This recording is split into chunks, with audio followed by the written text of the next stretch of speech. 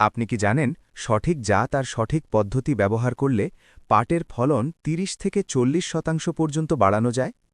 আজ আমি দেখাবো এমন কিছু গুরুত্বপূর্ণ টেকনিক যা আপনার পাটকে করবে লম্বা, মোটা আর একদম সুপার কোয়ালিটি। অনেক কৃষকই ছোট ছোট ভুলের কারণে ভালো ফলন পান না, কিন্তু আজকের এই ভিডিও দেখার পর আপনি খুব সহজেই পাট চাষে সফল হতে পারবেন। নমস্কার বন্ধুরা, স্বাগতম আপনার প্রিয় ইউটিউব চ্যানেল শ্রীনাথ এগ্রিকালচারে। আজকের ভিডিওতে আমরা জানব পাট চাষের সম্পূর্ণ গাইড। কোন জাতের বীজ নেবেন, কিভাবে চাষ করবেন, জমি প্রস্তুতি থেকে শুরু করে সার, পানি, আগাছা নিয়ন্ত্রণ, পোকা দমন সব কিছু একদম বিস্তারিতভাবে।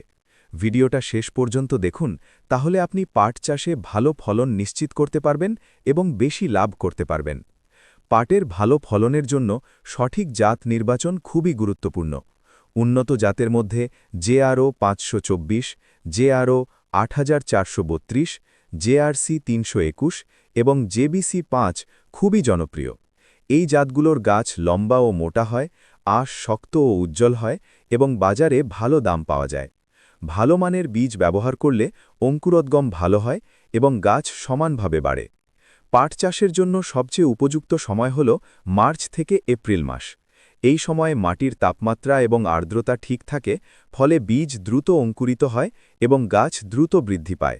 যদি দেরি করে বপন করা হয় তাহলে গাছ ছোট হয়ে যায়, আঁশের মান খারাপ হয় এবং ফলন কমে যায়। জমি প্রস্তুতির জন্য প্রথমে জমি ভালোভাবে পরিষ্কার করতে হবে। তারপর ৩ থেকে ৪ বার চাষ দিয়ে মাটি ঝুরঝুরে করতে হবে। জমিতে যেন কোনো বড় ঢেলা না থাকে সেদিকে খেয়াল রাখতে হবে। এরপর সমান করে জমি তৈরি করতে হবে যাতে পানি জমে না থাকে। বপনের জন্য লাইন পদ্ধতি সবচেয়ে ভালো। লাইন থেকে লাইনের দূরত্ব ২০ থেকে ২৫ সেন্টিমিটার রাখতে হবে। এতে গাছের বৃদ্ধি ভালো হয় এবং আগাছা পরিষ্কার করা সহজ হয়। পাট সাধারণত বর্ষার ফসল, তাই খুব বেশি সেচের প্রয়োজন হয় না। তবে বপনের পর যদি মাটিতে আর্দ্রতা কম থাকে তাহলে হালকা সেচ দিতে হবে। এছাড়া গাছ ছোট অবস্থায় একবার সেচ দিলে ভালো বৃদ্ধি পায়। তবে জমিতে কখনোই পানি জমে থাকতে দেওয়া যাবে না, কারণ এতে গাছ পচে যেতে পারে এবং রোগ দেখা দিতে পারে। সার ব্যবস্থাপনায় সঠিক মাত্রা বজায় রাখা খুবই জরুরি। প্রতি বিঘায় ইউরিয়া ২০ থেকে ২৫ কেজি, ডিএপি ১০ থেকে ১৫ কেজি এবং পটাশ ১০ কেজি ব্যবহার করতে হবে। জমি তৈরির সময় অর্ধেক সার দিতে হবে এবং বপনের ২০ থেকে ২৫ দিন পরে বাকি সার উপরই প্রয়োগ করতে হবে। এতে গাছ দ্রুত বাড়ে এবং সবল হয়। আগাছা নিয়ন্ত্রণ পাট চাষের একটি গুরুত্বপূর্ণ অংশ। আগাছা থাকলে গাছের পুষ্টি কমে যায় এবং ফলন কমে যায়। তাই বপনের ১৫ থেকে ২০ দিনের মধ্যে প্রথম নিড়ানি এবং ৩০ থেকে ৩৫ দিনের মধ্যে দ্বিতীয় নিড়ানি দিতে হবে। প্রয়োজনে আগাছা মারার জন্য পেন্ডিমেথালিন ব্যবহার করা যেতে পারে, যা আগাছা নিয়ন্ত্রণে খুবই কার্যকর। পাট গাছে বিভিন্ন ধরনের পোকামাকড় দেখা যায়, যেমন পাতা খেয়ক পোকা, বিছা পোকা এবং কিছু ক্ষেত্রে গাছের কাণ্ডে আক্রমণকারী পোকা। এই পোকাগুলো দ্রুত দমন না করলে গাছের বড় ক্ষতি হতে পারে। তাই ইমিডাক্লোরোপ্রিড বা ক্লোরপাইরিফস স্প্রে করতে হবে। ১০ থেকে ১৫ দিন অন্তর স্প্রে করলে পোকা নিয়ন্ত্রণে থাকে এবং গাছ সুস্থ থাকে।